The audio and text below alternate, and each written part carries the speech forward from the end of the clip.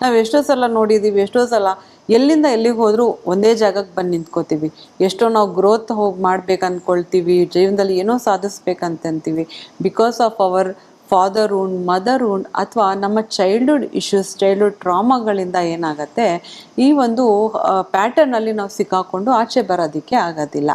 ಅದಕ್ಕಾಗಿ ನಾವು ಏನು ಮಾಡಬೇಕು, ಈ ಎಲ್ಲ ಒಂದು ಪ್ಯಾಟರ್ನ್ಸ್ನ ನಾವು ಬ್ರೇಕ್ ಮಾಡಬೇಕು ಅಂತಂದರೆ, ನಾವು ಆಚೆ ಏನು ವ್ಯಾಲಿಡೇಷನ್ ಕೊಡ್ತಾ ಇರ್ತೀವಿ ಅದೇ ವ್ಯಾಲಿಡೇಷನ್ನ ನಮಗೆ ಕೊಟ್ಕೊಳ್ಳೋಕೆ ಸ್ಟಾರ್ಟ್ ಮಾಡಬೇಕು.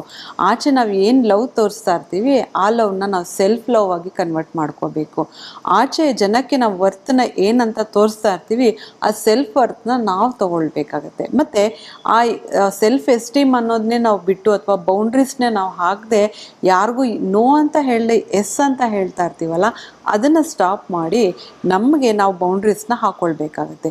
ಈ ಥರ ಎಮೋಷನಲ್ ಬೌಂಡ್ರೀಸ್ನ ನಾವು ಹಾಕ್ಕೊಂಡು ನಮ್ಮನ್ನ ನಾವು ಪ್ರೀತಿಸ್ಕೊಂಡು, ನಮ್ಮನ್ನ ನಾವು ಕೇಂದ್ರೀಕರಿಸ್ಕೊಂಡು, ಅಥವಾ ಸೆಲ್ಫ್ ಸೆಂಟರ್ಡ್, ಸೆಲ್ಫ್ ಅಬ್ಸೆಸ್ಡ್ ಆದಾಗ ಮಾತ್ರ ಈ ಒಂದು ಪ್ಯಾಟರ್ನ್ನ ಬ್ರೇಕ್ ಮಾಡೋಕ್ಕೆ ಸಾಧ್ಯ.